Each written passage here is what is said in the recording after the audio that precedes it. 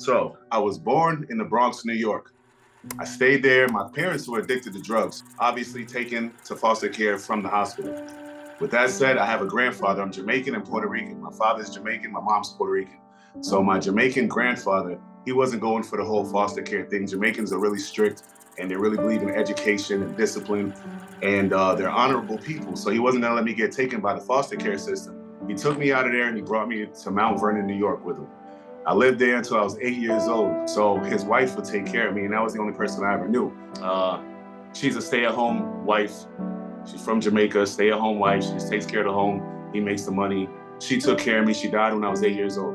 So now he obviously can't take care of me. Again, he has the finances, but he's never around. So I would end up being in his house alone all the time. So at 8 years old, he sends me on a plane to his sister in England. So I get on a plane by myself at 8 years old. His sister is a hardworking woman, and she's taking care of all of her stuff by herself. Got there, I was there for a year. So she would have to go to work. So I would go to school. I know how to walk to school and all that. And I was already angry. I already hadn't seen my mother and my father. I didn't know who they were. Mother's Day would come around. I would tell people they're dead. I'd tell them my dad died on Father's Day. That built up a lot of anger. So I always used to fight all the time. I got kicked out of that school in England within a year. So she has to send me back. So now, again, my grandfather can't do nothing with me. So he sends me to Jamaica. So he sends me out there to a boarding school where now I have to live at school. So like kids would go on the weekends to go home. I would be just staying there in the boarding school by myself, running around. So again, angry little kid, never went home on Christmas. My mom is dead on Mother's Day. My dad's dead on Father's Day. I'm angry as hell. I'm getting pushed around from different countries. So I was fighting a lot. So I ended up getting kicked out of that school too. So now it's 14. I come back to America because I'm kicked out of school there now. So again, grandfather still can't, he still doesn't have the means. He's even older now. Because I remember going to a school and now it was like Donia, Georgia for a few months, and or Stone Mountain, Georgia for a few months. Got kicked out there. So my parents, he knew where they were the whole time. He just used to try to protect me. So he just would tell me he don't know. Now I really, as I was growing up, I started like wanting to go see them and be around him. He gives me back. He's like, all right, time to go back. So now at that point, I guess they had gotten their life, because this is, like I said, I got taken. He took me from birth, and then now I'm 14. So they must have got life together at some point, because they have an apartment, they have my little sister, and they have my little brother. So the thing is, they're still using drugs and they're still running around. So I got to them, 14. By 15, I was in a foster care system again. So I got through that for a while. And what would happen was I had friends in the neighborhood, and when they would be gone, I would hang out with my friends in the neighborhood. They all sold drugs. So obviously with my parents are gone. Now, like, I think I got friends. But the thing is, my parents keep leaving. We don't got food. This little dude need diapers. This little girl hungry. She don't go to school. I didn't even care about myself not going to school, because I didn't care about school anyway. But my little sister's not going to school because she got to take care of my little brother, because I'm running around outside. So I started selling drugs with them. So one day I'm out and about running around. The DSS people come and grab my little brother and sister. So now I'm on the run and they're in foster care. And I never see my little brother after that. So I met him again within that last year's six-span, but I hadn't seen him since then when he was 3. So now I'm living in these crack houses. We turn into a crack house, then we get another one. By 15, we got caught in a stolen car, all of us, and went to jail. When I get out of jail at 16, I did a year. When I went out of jail at 16, came out of jail at 16, I got put in a foster home. The guy dropped me off there. I tried. I looked around. There was bunk beds on bunk beds. There's like 30 kids in this house. So in a young kid's mind at this point, plus what I've already been through, obviously I left and went back to what I was doing. From 16, when I got back out and started doing it again, they sent me to a boot camp. I got caught selling drugs again and fighting. That was 3 months. Then I got out of the boot camp. They sent me to another boot camp, which was 6 months. Now I'm about 17. We all get caught in a car with a whole bunch of weed. Got 2 years. And then 17, on my 17th birthday, I go from the juvenile system to the adult system on my 17th birthday. And then I get out on the parole still after that, and then catch another charge. And now I have 5 years.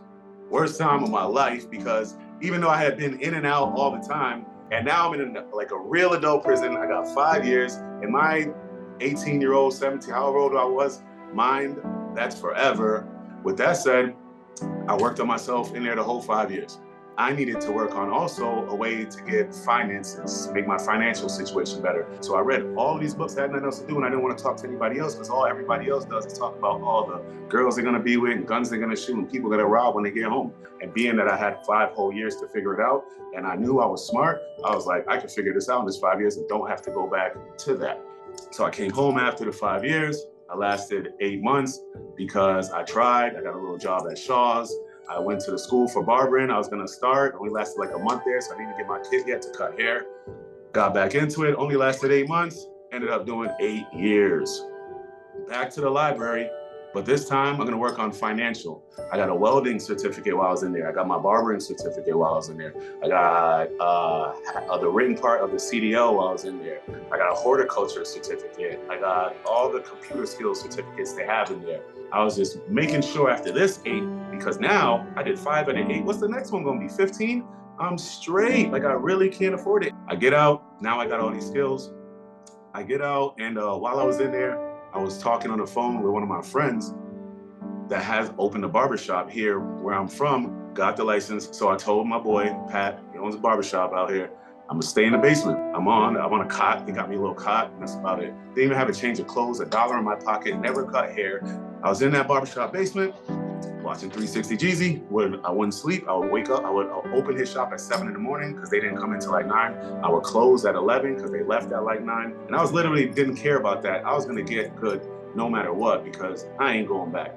I was on a mission now to get out of there, get successful, do what I gotta do.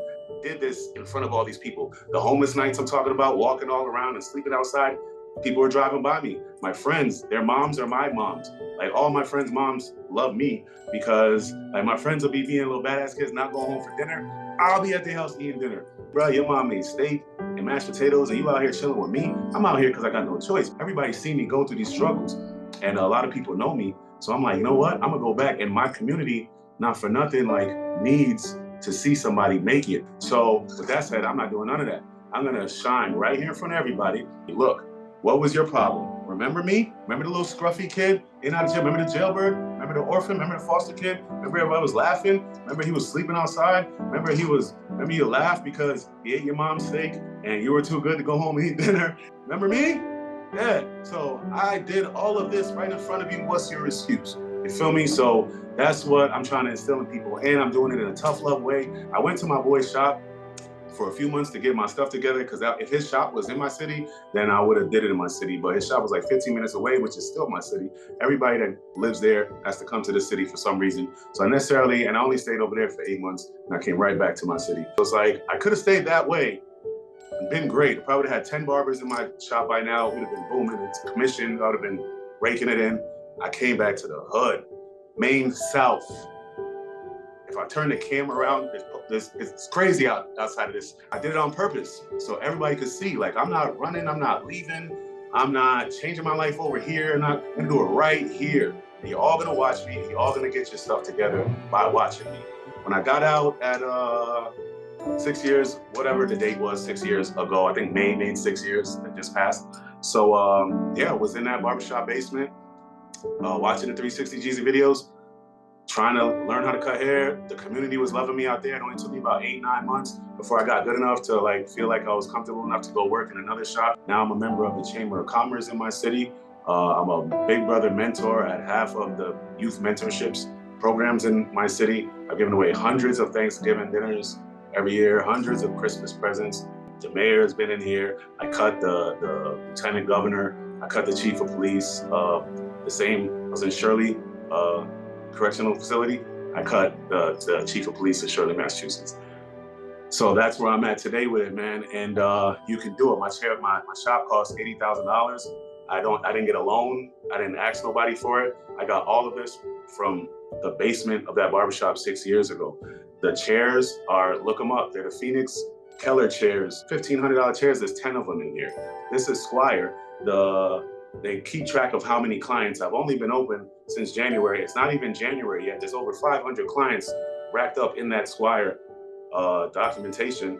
I've been here by my damn self. I hired 2 barbers 2 weeks ago. I have 100 reviews. I could have 1,000 if I asked everybody. Didn't ask anybody, and I have 100 5-star reviews in not even a year. This is telling you that you can do it if I did. If you've been listening to the whole story, then you know you can do it.